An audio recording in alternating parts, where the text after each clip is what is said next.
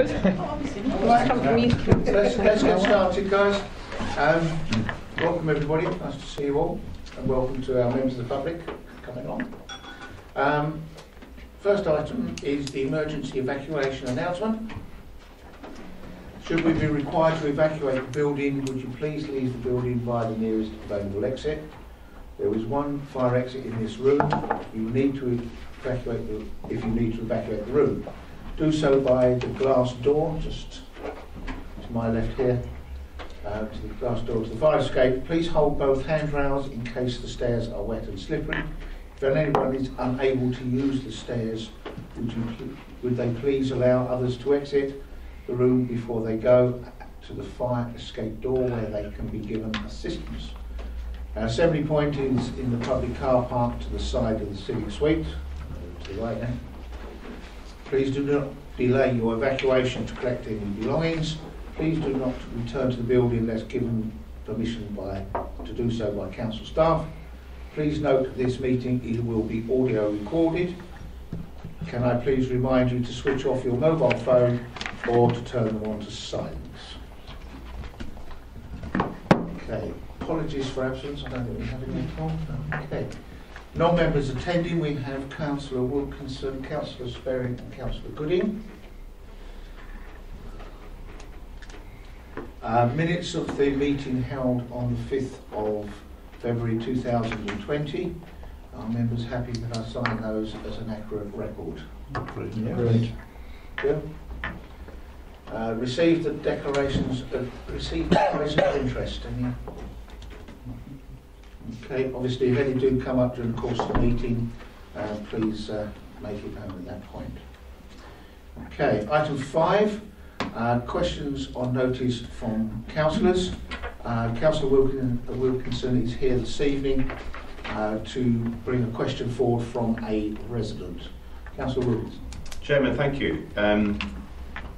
Given that 45% of the district's population live in Rayleigh, we are concerned over the plans for the civic suite, especially the information point and the mill hall. What guarantees are in place to provide equivalent facilities? So a question, Chairman, has come from a resident within Wheatley Ward. Okay. Councillor Wood. Thank you, Leader, and thank you to Councillor Wilkinson for the question which, as you say, was posed to you by a resident and gives me an opportunity to respond. Firstly, can I say that Rochford District Council as a local authority is required by law to adopt a highly regulated procurement process where it is bound by strict rules. I'm grateful to the Strategic Director who only last week provided superb training available to all councillors to help them understand the process. My disappointment is that with such a key project affecting our residents and businesses, not all councillors took the opportunity to attend.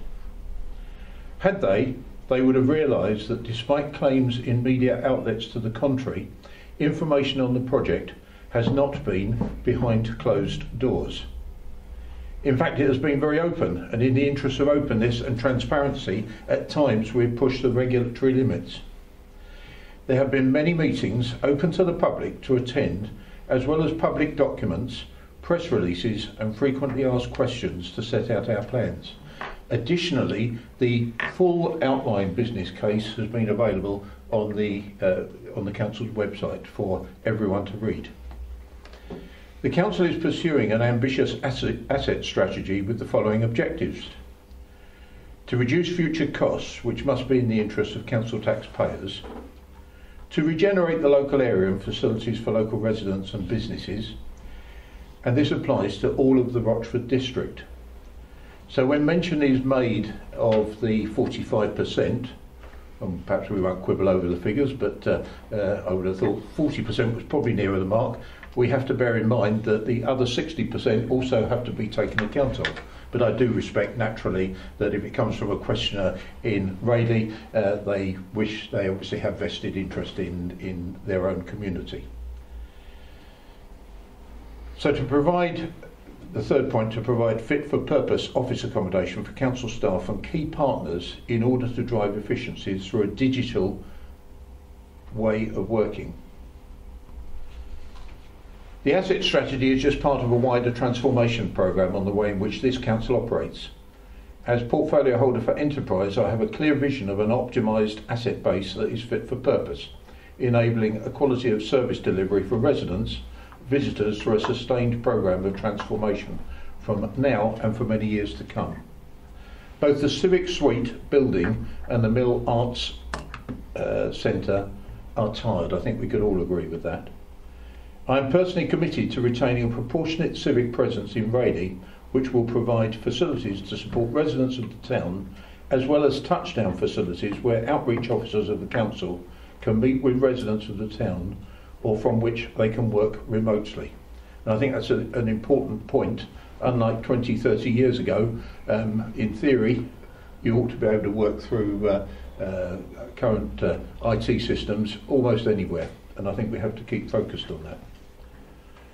Equally, the council is committed to continue to provide accommodation to its current community partners, Rochford and Rayleigh Association of Voluntary Service, RAVS, Open Adult Counselling Services and Citizens Advice, as well as the groups, clubs and individuals who hire space in the Mill Arts and Events Centre for various important community activities. Myself and the member working group have been clear from the outset that the civic pride which residents have in our community facilities, their historic settings, and in particular the need for attractive modern facilities for public hire is vital for the design of any future building. This is indeed reflected in the output specification that has been approved by members. If the measure of providing guarantees of what we have now, presumably because of an emotional attachment to our past or for any other reason, I'm afraid I cannot give you that. I hope that residents and councillors across the district will share in my enthusiasm of the vision of the future in the detail which will be announced and set out over the coming weeks, which I suggest will be far superior to what we have now. Thank you. Leader, I did script that because I was very keen.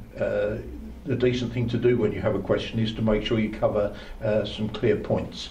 And I was very keen to make sure that I brought out a wider aspect than just purely the question itself. And I thank you for giving me the opportunity to state that. Thank you, Councillor Wootton.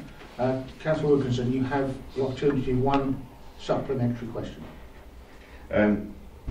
No, I think I wouldn't be able to ask with just one question. I'd like to thank Councillor Wootton for the answer that he's given. It far exceeds the scope of the question, but I do understand the reasons why. I'll just ask, if possible, we could have a written copy of that response so I could pass it in a format that is suitable for me to pass back to the residents. It will be documented in the minutes. And that's so I can share that from when it's when the minutes are as long as I can do that, share with the residents. You'll be able to share that from the minutes. And Leader, if I may, I drafted it this afternoon. I decided to script it, as I say, but you know, very happy with that. If you give that to Michelle, that will save Michelle an awful lot of shorthand in doing that. Okay. All right. You're welcome to stay if you wish to see the rest of the meeting. But I do understand if you do wish to disappear. No, okay. Thank you very much for bringing the question forward. Okay. Item 6, matters referred to the executive and reports from other committees. There are none. Okay, so none there. Item 7, Council Projects, Programmes Management Office. This is with regards to the forthcoming Beagle event. Who's taking the lead? I'm not sure. Is that yourself, Angela? Thank you, Chair. So the primary business that the PMO has reported on is in relation to the Beagle project, and it seems timely to give members an update of that. We launched the event on Darwin Day on the 12th of February at an event of the Tourism Forum at Apton Hall, which was very successful, and we received quite a lot of national publicity as a consequence of that through a social media campaign which we had orchestrated with the exhibitors who are part of our event. Since that launch, we've sold, I say sold, because the tickets are free. We've asked, the take-up has been about 17% of the overall available sales. So that's making really good progress after only 3 weeks going live. So that's really encouraging. The project is well underway. We have a preliminary layout for the exhibition space. And a preliminary layout for the auditorium running order, as well as the layout of the car park area and the green space. So as a project team, we're going to sit down and then just QA that from a health and safety perspective to make sure that we are in line with our event management plan, and that we've identified all particular issues, particularly in relation to equalities and quality of access for those with restricted mobility. The key output of that plan will of course be any adjustments that we need to make to reflect any risks that we identify, but also it will help us to identify the number of volunteers that we will require and the skills and training that those volunteers will need and where we're going to station them. So that's the next thing that's going to happen. The other thing I've asked in this report is for the council to suspend the parking charges in the back lane car park for the morning of Saturday the 30th of May, and that's because it is of course free in an event on the afternoon and on the Sunday of that weekend, and it seems nonsensical that people who had come on the Saturday morning would be penalised. And I'm told by colleagues in parking and transportation that that will be a loss of approximately £150. So I hope that, the Chair, that the members are amenable to agreeing that. Question, if I may, you mentioned the car parking charges in back lane. Will that also include the car parking charges at the Freight House itself? There will be no parking at the Freight House on the weekend of the event. That's for for pedestrian and site safety reasons. So there are a limited number of spaces for blue badge holders, and anyone who has a blue badge that wishes to park on site, we've asked them to contact us directly so that we can make that available. But all other car drivers will be directed to back lane, and of course we'll be pushing for visitors to use the Greater Anglia line or public transport. Just as putting my ward councillor's hat on, the footpath that runs down the side of the hotel, which will be the access from the back lane car park, could do with a bit of a tidy up. I will have words. Thank you. Thank you. Any, Cheryl? Thank you, Chairman. I would just like to say I attended the launch and it was an exceptionally good morning, and I hope as many people as we anticipate attend. As soon as we know what marshals, etc., you would like from councillors, I think, will you be putting out general notice to councillors? Absolutely. We've already been working with RABS to secure volunteers from the general public, and they've already put an advert out for us. We'll be widening that call to arms amongst members and indeed our own staff. So and I think it would be nice to see as many councillors there supporting that. Thank you, Chairman. Any other questions? Okay. Right, we have three decisions as listed on page 7.1, Chair. 7.1. Items 1, 1.1, 1.2 and 1.3. Are members happy with those recommendations? Agreed. Yes. Okay. Thank you very much indeed. Thank you, Chair. Okay, next item on the agenda.